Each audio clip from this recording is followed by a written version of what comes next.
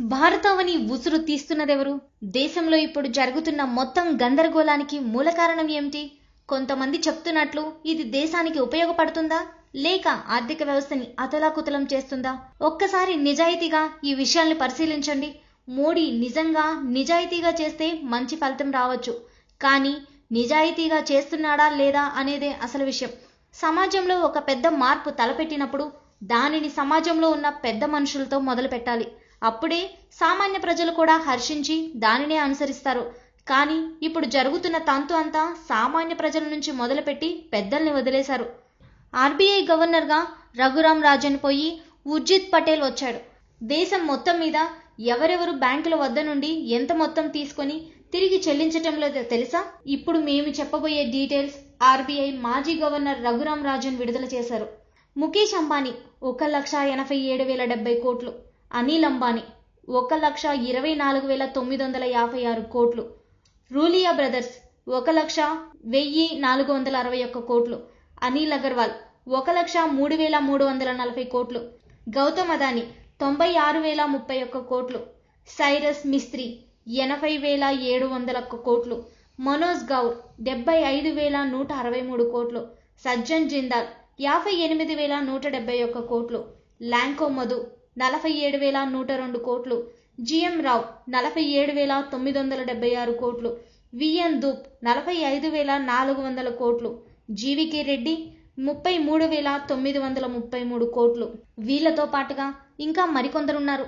వారిలో Sahara group, Vijay Mallya, Shri Renuka sugars, Naveen Jindal, DLF properties, అంతేకాకుండా 5,000 కోట్లు అంతకన్నా తక్కువ చాలా మంది ఉన్నారు.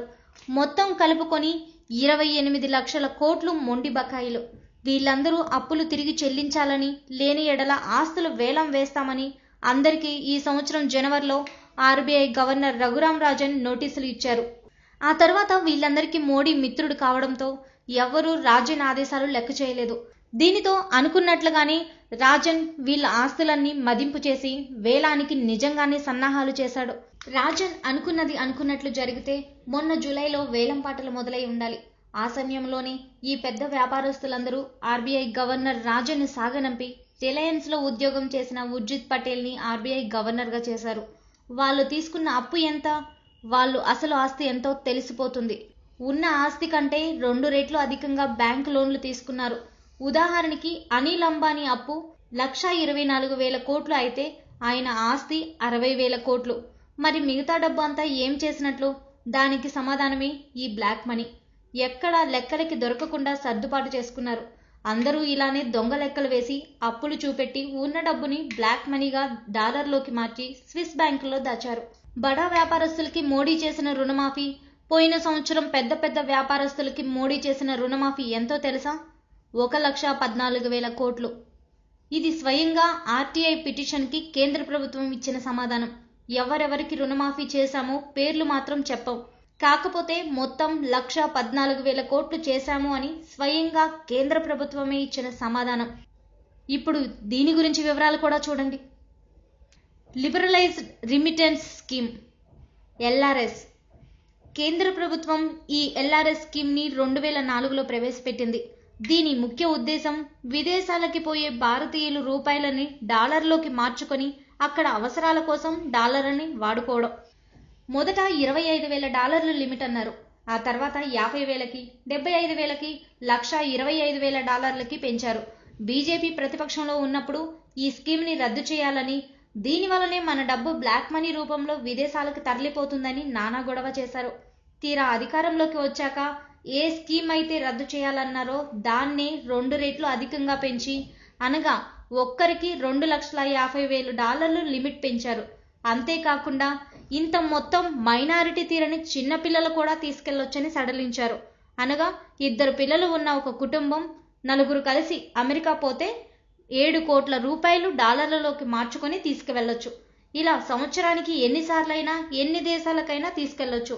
ఈ స్కీమ్ని అడ్డం పెట్టుకుని విదేశాలకు తరలించిన మొత్తం గత 3 సంవత్సరాలలో 10,700 కోట్లు, అనగా $1.6 బిలియన్. 2014-15లో $4.6 బిలియన్, అనగా 30,800 కోట్లు. 2015-16లో $5 బిలియన్, అనగా 33,500 కోట్లు. 2016-17లో ప్రస్తుత ఆర్థిక సంవత్సరం ముగియటానికి ఇంకో 5 నెలలు ఉంది, ఏప్రిల్ నుండి మార్చి వరకు. ఈ ఆర్థిక సంవత్సరంలో కూడా అంతకు ముందు కంటే ఎక్కువే ఉంటుంది, కానీ తక్కువ ఎంత మాత్రం ఉండదు. కాబట్టి ఈ సంవత్సరానికి సుమారుగా 35,000 కోట్లు వేసుకుంటే మొత్తం ఎల్ఆర్ఎస్ పథకంలో దేశం దాటిపోయిన డబ్బు అక్షరాల గత 3 సంవత్సరాల్లోనే 1,10,000 కోట్లు. ఇది మొత్తం నల్లధనమే. అంతేకాదు, ఇంకో ఆశ్చర్యకరమైన విషయం ఏంటంటే 90% పైగా ఒక్క గుజరాత్ నుండే తరలిపోయింది. ఉపయోగించుకున్నది కూడా 90% మంది గుజరాతీలే. గుజరాత్లో దీనికోసం ప్రత్యేక కంపెనీలు కూడా ఉన్నాయి. ఆంధ్రాలో ఎంఎస్ చేయడానికి పోయే స్టూడెంట్స్కి కన్సల్టెన్సీలు ఉన్నట్లే అక్కడ గుజరాత్లో ఇలా విదేశాలకి డబ్బు తీసుకెళ్లే వాళ్ళ కోసమే హవాలా కంపెనీలు ఉన్నాయి. అమెరికాలో గుజరాతీలు ఇండియా నుండి బ్లాక్ మనీని అమెరికాకి తీసుకుని వచ్చి ఇక్కడ అమెరికాలో పెద్ద ఎత్తున వ్యాపారం చేస్తున్నారు. అమెరికాలో ఒక్క గుజరాతీ కూడా ఉద్యోగం చేయడు. అమెరికాలో ఉన్న హోటళ్లలో 40% గుజరాతీలవే. మొత్తం 53,000 హోటల్స్ ఉంటే దానిలో 21,000 హోటల్స్ గుజరాతీలవే. ఇండియా నుండి బ్లాక్ మనీని ఇక్కడికి తరలించి ఇక్కడ వ్యాపారాలు చేస్తున్నారు. అమెరికాలో రాజకీయ పార్టీలకి చందాలు ఇచ్చేది భారతీయులలో ఒక్క గుజరాతీలే. భారతీయులు విదేశాలలో వ్యాపారం చేస్తున్నారు అంటే అది ఒక్క గుజరాతీలే, అది కూడా ఇండియా నుండి తెచ్చే బ్లాక్ మనీతో. ఆఖరిగా గుజరాతీలు దేశభక్తి గురించి ఇండియన్ ఆర్మీలో 121 క్యాడెట్స్తో హర్యానా అగ్రస్థానంలో, ఆ తర్వాత పంజాబ్ 2వ స్థానంలో ఉంది. ఆ తర్వాత మిగతా రాష్ట్రాలన్నీ ఉన్నాయి. దీనిలో గుజరాత్ స్థానం ఏమిటో తెలుసా? ఒకే ఒక్క క్యాడెట్తో ఆఖరి స్థానంలో ఉంది. దీని గురించి సునీతా సింగ్ చేసిన ఒక కామెంట్: నా జీవితం అంతా ఆర్మీలో పనిచేసి రిటైర్ అయ్యాను. నా సర్వీస్ మొత్తం కాలంలో ఒకరో ఇద్దరో గుజరాతీలు ఎదురుపడ్డారు అని చెప్పాడు. ఇది ఇండియన్ ఆర్మీలో గుజరాత్ పాత్ర. ఇలాంటి వ్యాపారస్తులకి భక్తులందరూ జిందాబాద్ కొడుతున్నారు. ఇదండి పెద్ద పెద్ద వ్యాపారస్తుల భాగవతం. బ్యాంకుల నుండి లక్షల కోట్ల డబ్బులు తీసుకోవడం, లెక్కలు చెప్పకుండా అప్పులు చూపెట్టడం, వాటిని నల్లధనంగా మార్చి విదేశాలకు తరలించడం, అక్కడ స్విస్ బ్యాంక్లో డాలర్ల రూపంలో దాచుకోవడం, మరికొంతమంది విదేశాలకు తరలించి అక్కడ లాభసాటి వ్యాపారాలు చేయడం, హవాలా ద్వారా అక్కడివి ఇక్కడికి, ఇక్కడివి అక్కడికి మార్చి ఎక్కడా ట్యాక్సులు కట్టకుండా తప్పించుకోవడం. ఇలాంటి వాళ్ళందరికీ దగ్గరుండి మరీ సహాయం చేస్తున్న మోడీ సామాన్యుల మీద మాత్రం యుద్ధం ప్రకటించాడు. ఇదండి గుజరాత్ వాళ్ళకి అండగా ఉంటున్న మోడీ, అమిత్ షా కథ. వాళ్ళ వెనుకున్న బడా వ్యాపారస్తుల కథ. నిజానికి నోట్ల రద్దు మంచి పని, కాకపోతే అది పైన చెప్పిన పెద్దలతో మొదలుపెట్టి ఆఖరికి సామాన్యుల వద్దకి రావాలి. అలా చేసినప్పుడు ప్రజలందరూ మోడీ నిజాయితీని అర్థం చేసుకుని సహకరించేవారు. ఆఖరిగా ఒక్క మాట, రిలయన్స్ జియోని ప్రారంభిస్తూ ముఖేష్ అంబానీ ఉచితంగా ఎలా ఇస్తున్నారా అని విలేకరులు అడిగితే ఆయన చెప్పిన మాటలు ఒకసారి గుర్తు చేసుకోండి. నష్టం కోసం వ్యాపారంలో ఎవరూ పెట్టుబడులు పెట్టరు, ముందు ముందు మీరే ఆశ్చర్యపోయే సంఘటనలు చూస్తారు.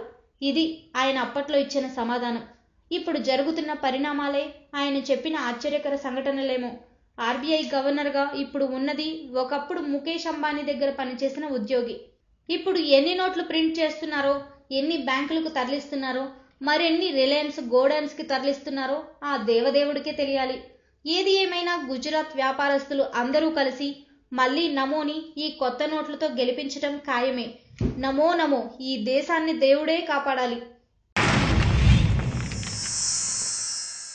Like and subscribe Eagle Media Works.